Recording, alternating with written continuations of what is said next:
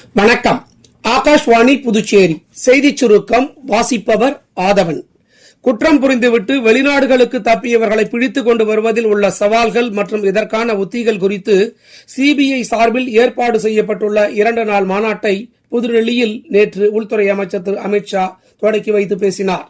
CBI இயக்குநர் திரு Praveen suit இம்மாநாட்டில் பேசுகையில், குற்றம் புரிந்துவிட்டு இந்தியாவில் இருந்து தப்பியவர்களை தேடி பிடிக்க இந்திய வேண்டுகோளின் பேரில் 957 இன்டர்போல் நோட்டீசுகள் வெளியிடப்பட்டுள்ளதாக தெரிவித்தார். நடப்பு ஆண்டில் இதுவரை 35 குற்றவாளிகளை பிடித்துக் கொண்டு வரப்பட்டுள்ளதாகவும், மேலும் 338 பேரை பிடிக்க பல்வேறு நாடுகளிடம் வேண்டுகோள் விடுக்கப்பட்டுள்ளதாகவும் அவர் கூறினார்.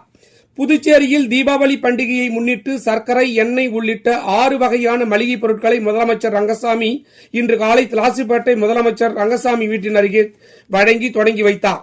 மக்களால் தேர்ந்தெடுக்கப்பட்ட அரசுக்கு அதிகாரம் வேண்டும் என்பதுதான் எங்களது நிலைப்பாடு, அதில் உறுதியாக இருப்போம் என்றும் முதலமைச்சர் திரு ரங்கசாமி மீண்டும் உறுதிபட செய்தியாளர்களிடம் இன்று தெரிவித்தார்.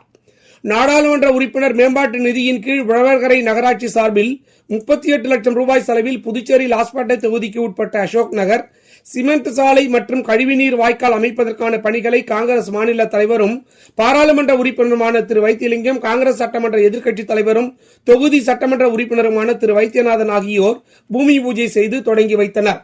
தீபாவளி பண்டிகையை முன்னிட்டு தமிழ்நாடு போக்குவரத்து கழகத்தின் சார்பில் பயணிகள் தங்கள் சொந்த ஊர்களுக்கு செல்ல இன்று வெள்ளிக்கிழமை 2165 பேருந்துகளும், நாளை சனிக்கிழமை 1936 பேருந்துகளும், நாளை மறுநாள் ஞாயிற்றுக்கிழமை 1540 பேருந்துகளும் வழக்கமான பேருந்துகளோடு சிறப்பு பேருந்துகளாக இயக்கப்படும் என தமிழ்நாடு அரசின் போக்குவரத்து துறை அமைச்சர் திரு சிவசங்கர் செய்தியாளர்களிடம் கூறினார்.